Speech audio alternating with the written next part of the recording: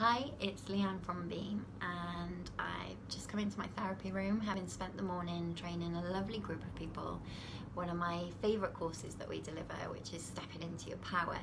Now, this course is all about feeling empowered by yourself, so accepting who you are, being authentically you. But a lot of the course actually focuses on non-verbal communication. So we look at the fact that when we communicate, 7% of what is heard is actually only the words.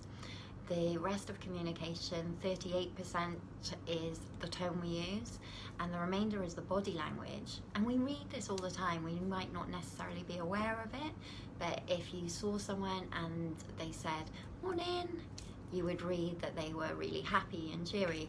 If they say "morning," you would also read that that person wasn't happy and cheery. So we are aware of this, but we're not always aware of how powerful it can be for us to have that kind of level of interaction when we're communicating with other people.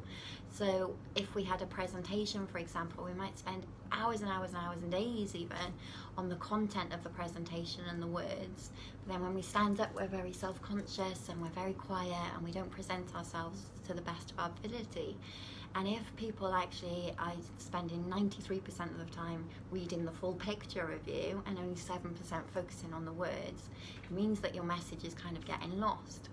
So what we looked at is how to start to present ourselves in a powerful way. And one of my favourite tools is the power pose. So there's actually loads of research that has found that when people do a power pose, so literally standing up, hands on your hips, head back, shoulders back, and you stand like that for about 5 minutes before going into a test or a presentation or an interview, what they found is that people perform a lot better if they've done a power pose. So if you've got some kind of challenge ahead of you, I encourage you to just spend 5 minutes before you go in there, sneaking off to the toilet or into a spare room and just doing a power pose. Some people even really get into it and do a superhero pose. And just see what happens. When we change our physiology, amazing things really happen when we start to present ourselves differently. So the way that I teach it to my delegates is that motion follows emotion. So when we change our physiology, when we move ourselves, our emotions start to change.